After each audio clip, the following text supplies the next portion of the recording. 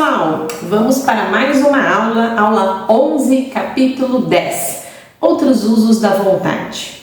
Não se pode manter uma visão clara e verdadeira da riqueza se nossa atenção volta-se constantemente para imagens opostas, sejam elas concretas ou imaginárias. A gente falou bastante sobre isso na aula anterior, né? Que a sua mente ela não concebe duas ideias opostas. Você não pode pensar na pobreza e na riqueza ao mesmo tempo. Você não pode adquirir as duas coisas ao mesmo tempo. Ou você é pobre ou você é rico, né? A nossa mente precisa de uma ideia, uma direção clara de para onde você quer ir, de uma direção única, uma direção congruente, tá? Não comente seus problemas financeiros do passado, se já teve algum, nem pense neles. Não comente a pobreza de seus pais ou as dificuldades de sua vida passada. Se fizer isso, estará se classificando mentalmente entre os pobres e com certeza vai interromper o movimento das coisas em sua direção. A gente adora contar nossa história triste, né? Até porque o ser humano ele se conecta com histórias, né? Mas muitas vezes essas histórias estão ainda muito vivas dentro de nós. Todas as dificuldades e faltas que a gente passou, né? Os problemas que a gente viveu, muitas vezes eles têm raízes emocionais muito fortes. Então, ficar falando sobre isso, se isso ainda tem algum significado negativo para você, vai concorrer com a sua ideia de crescer, de melhorar, de ter uma vida melhor.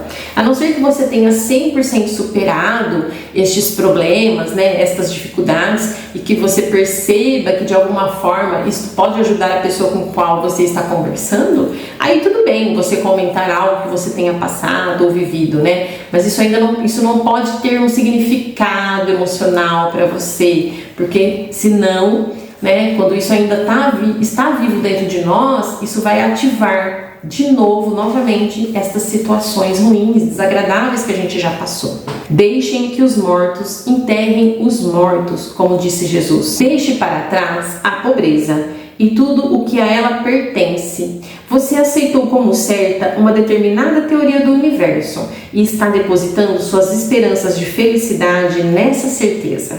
O que pode ganhar dando atenção a teorias conflitantes?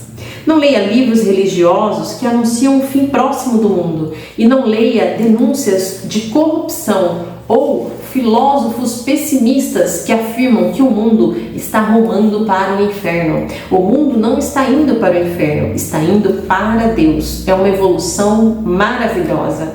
É certo que existem muitos aspectos desagradáveis, mas de que serve estudá-los quando são passageiros e quando esse estudo só serve para atrasar seu desaparecimento e para mantê-los mais tempo conosco? Porque dar atenção a coisas que estão sendo removidas pelo crescimento evolutivo, quando podemos apreciar sua remoção apenas ao promover esse crescimento na parte que nos toca? Por mais terríveis que sejam as condições em certos países, regiões ou lugares, você estará perdendo seu tempo e destruindo as próprias chances se parar para estudá-las. Você deve se interessar pelo enriquecimento do mundo. Pense nas riquezas que o mundo está conquistando e não na pobreza da qual ele está se libertando. E não esqueça que o único modo pelo qual você pode ajudá-lo a enriquecer é por meio do método criativo, não do competitivo. Dedique toda a sua atenção à riqueza e ignore a pobreza. Cada vez que você pensar nos pobres ou falar neles, pense e fale como se estivesse se referindo a pessoas que estão enriquecendo, como pessoas que devem ser congratuladas e não lamentadas. Então, elas e os outros serão inspirados e começarão a procurar uma saída da pobreza. Pelo fato de eu dizer que deve dedicar todo o seu tempo e toda a sua mente à riqueza, não quer dizer que deva ser sórdido ou mesquinho. Ser verdadeiramente rico é o mais nobre objetivo que se pode ter na vida, pois ele inclui todo o resto. No plano competitivo, a luta pela riqueza é a busca impiedosa e desalmada da conquista do poder sobre os outros. Mas, quando entramos na mente criadora, tudo isso fica diferente. Tudo que é possível no sentido do engrandecimento e do desenvolvimento da alma, de serviços e realizações elevadas, chega a nós por meio do enriquecimento. Tudo se torna possível pelo uso das coisas. Se você não tem saúde física, verá que o modo de consegui-la é ficar rico. Só aqueles que se emanciparam das preocupações financeiras e que têm meios para viver sem aborrecimentos e seguir todas as normas de higiene, podem ter e manter a saúde. A grandeza moral e espiritual só é possível àqueles que estão acima da luta competitiva pela existência, e só aqueles que estão enriquecendo no plano do pensamento criativo estão livres das influências degradantes da competição. Se o seu coração deseja ardentemente a felicidade doméstica, lembre-se de que o amor floresce melhor num ambiente refinado, com pensamentos de alto nível e livre de influências corruptoras. E esse ambiente só é conseguido por aqueles que enriquecem por meio do exercício do pensamento criativo, sem escaramuças ou rivalidades. Gente, aqui nesse capítulo ele está detonando as nossas crenças limitantes, né? A favor da pobreza, a favor da falta. Sabe aquelas crenças que a gente aprendeu muito quando era criança? Que os ricos não vão para o céu, que os ricos são maus, que o dinheiro é a raiz de todo mal, né? Isso ainda está um pouco vivo, um pouco não, acho que até muito vivo, né? Nas nossas crenças aí dentro da sociedade.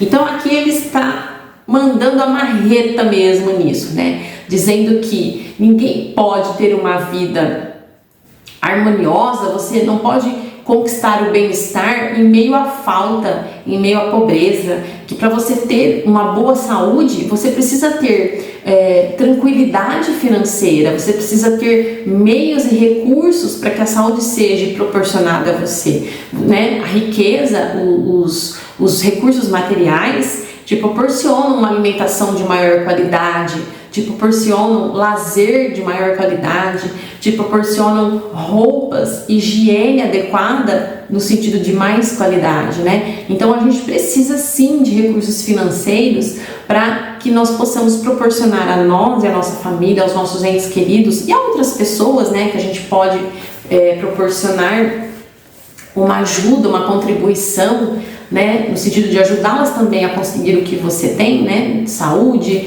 bem-estar e lazer. Então, para que tudo isso seja proporcionado, é necessário recursos financeiros, você precisa de dinheiro, você precisa de riquezas para ter essas coisas, né? Então aqui ele está nos mostrando o quanto a gente tem crença que limita, o quanto a gente tem crença muito enraizada que vai contra, né, a aquisição de bens materiais, vai contra a aquisição de riquezas, ao acúmulo de riquezas. E ele está aqui nos mostrando que isso é totalmente divino. A riqueza e a abundância é divina. Sim, o dinheiro, gente, o papelzinho que a gente usa para comprar aquilo que a gente precisa, é um meio que a divina consciência encontrou para manifestar, para levar até a gente aquilo que a gente precisa, né? Ele é um suprimento invisível, então ele encontra meios visíveis de manifestar a sua abundância, de manifestar a sua opulência. E aqui o autor está nos ajudando, nos mostrando o quão nós temos crenças, valores que vão contra justamente aquilo que Deus quer nos entregar, né? E a gente não consegue receber esses recursos, porque a gente simplesmente não enxerga, né? São oportunidades que passam pela gente e a gente não consegue ver, por falta de consciência, Você tem que ter consciência da abundância do universo. Você precisa buscar a consciência de que tudo está indo para você, tudo de bom está na sua direção, desde que esteja já embutido, desde que você consiga ter a percepção, o reconhecimento de que tudo que você precisa está dentro de você, emanando para fora. Então você consegue encontrar fora aquilo que você está buscando, tá ok? Repito, você não pode desejar nada mais alto ou mais nobre do que ficar rico e deve fixar a atenção em sua imagem mental da riqueza. excluindo tudo que possa embaçar ou obscurecer essa visão. Você deve aprender a ver a verdade, com V maiúsculo, no interior de todas as coisas. Deve ver, sob todas as condições aparentemente erradas, a grande e única vida, sempre caminhando para frente, dirigindo-se para a expressão da felicidade total e completa. É verdade que não existe a pobreza, tudo que existe é a riqueza. Algumas pessoas continuam pobres porque ignoram o fato de que existe riqueza para elas. E o melhor modo de lhes ensinar isso é mostrar o meio pelo qual você chegou à riqueza. Outras são pobres porque, embora sintam que existe uma saída, por preguiça intelectual, não exercitam o esforço necessário para encontrar o caminho e seguir por ele.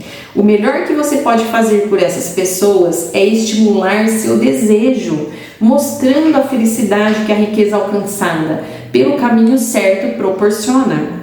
Outros ainda são pobres porque, embora tenham alguma ideia da ciência, estão tão atolados e perdidos no labirinto das teorias metafísicas e ocultistas que não sabem que caminho devem seguir. Tentam misturar vários sistemas e fracassam sempre. Para eles, a melhor providência também é mostrar o meio certo em si mesmo e em seu modo de vida. Uma pitada de ação vale 1 quilo de teoria. O melhor que você pode fazer pelo mundo todo é buscar o melhor possível para si mesmo. O melhor meio de servir a Deus e aos homens é ficar rico. Quando essa riqueza é alcançada pelo método criativo e não pelo método competitivo. Outra coisa, afirmamos que este livro descreve em detalhes os princípios da ciência do enriquecimento.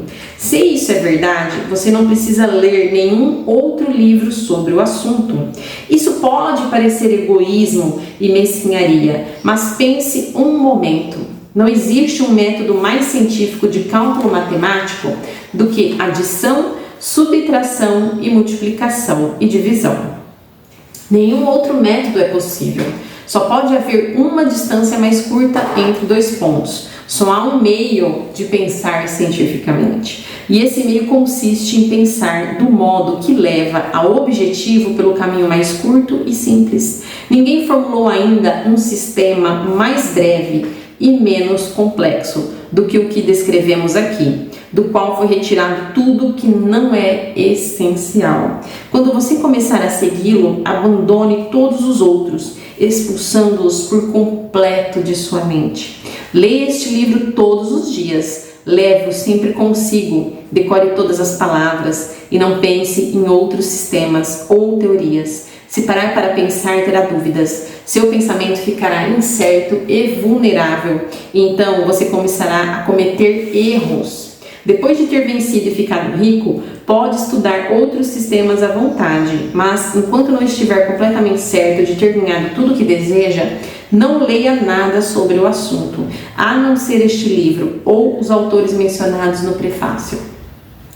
Procure ler somente os comentários mais otimistas dos noticiários mundiais, aqueles que se harmonizam com a imagem criada em sua mente. Além disso, deixe para mais tarde suas investigações no terreno do ocultismo. Não leia sobre teosofia, espiritualismo ou coisas semelhantes. É provável que os mortos vivam ainda e que estejam perto de nós, mas se estão, deixe-os em paz. Trate de sua vida. Onde quer que estejam os espíritos dos mortos, eles têm um trabalho a fazer e os próprios problemas a serem resolvidos, e não temos o direito de interferir com eles. Não podemos ajudá-los, e é pouco provável que eles possam nos ajudar, ou que tenhamos o direito de invadir seu tempo, mesmo que eles possam invadir o nosso. Deixe os mortos e o além em paz e resolva o seu problema. Fique rico.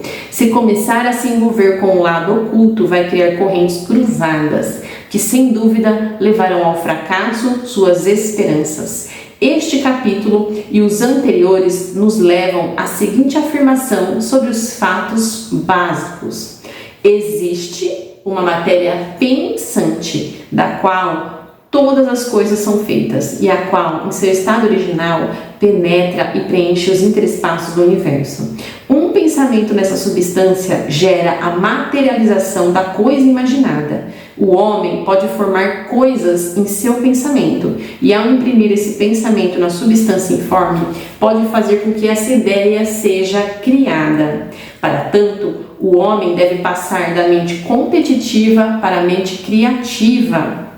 Deve formar uma imagem mental clara das coisas que deseja e manter essa imagem no pensamento, com o firme propósito de conseguir o que quer e com a fé inabalável de que vai conseguir o que quer, fechando a mente para tudo que possa enfraquecer esse propósito, embaçar essa visão ou abalar essa fé.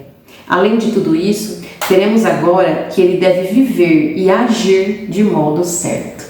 Aqui neste capítulo, ele falou bastante, pra gente sobre as nossas crenças limitantes que podem tirar o nosso foco daquilo que a gente realmente quer. Todo mundo, gente, deseja uma vida melhor. Todo mundo quer mais recursos para viver melhor, Poder viajar com a família, desfrutar de lazeres de mais qualidade. Todo mundo quer trabalhar com aquilo que gosta, ter um trabalho de qualidade, um tempo de qualidade, no trabalho. Todo mundo quer ter mais saúde, ter bem-estar, disposição para fazer as coisas que se propôs a fazer. Todo mundo quer viver uma vida calma, com tranquilidade. Então, quando ele fala pra gente aqui de algumas crenças, e eu acredito que aqui e ali teve alguns pontos assim bem polêmicos pra gente, eu entendo que a intenção do autor era justamente nos trazer um olhar de que é impossível você conquistar algo focando no oposto desse algo, que você tem que ter clareza e que você tem que eliminar tudo que não tem a ver com aquilo que você quer. Se você tem o objetivo de uma vida mais próspera, você tem que romper com todas as correntes, todos os pensamentos que vão contra este propósito de ser mais próspero. Você tem que se vigiar mesmo, como um cão de guarda vigia ali o seu protegido. Você tem que vigiar o seu foco, a sua atenção, para que você não permita, através do uso da sua força de vontade, você não permita que você desvie a sua atenção para coisas que não tem nada a ver com aquilo que você quer para sua vida, porque a sua energia, a sua presença segue a sua atenção. Você tem que focar na ideia de que existe uma substância pensante que permeia e preenche todos os interespaços e que um pensamento nessa substância pode criar, materializar aquilo que você deseja, desde que você não inclua pensamentos, sensações contrárias ao desejo, Por exemplo, de dúvida, medo, preocupação, ansiedade. Tudo isso mostra que você não acredita 100% na materialização daquele desejo. Quando a gente pensa em algo e sente dúvida, você já criou um desejo autolimitado, Então, o seu sonho em adquirir algo, em ter algo, e imediatamente já me vem pensamentos de condições limitantes, como que eu vou conseguir isso? Como que eu vou conseguir aquilo? Você já criou um desejo autolimitado, você já está criando condições limitantes para aquele desejo, você já está criando resistência para que aquilo aconteça.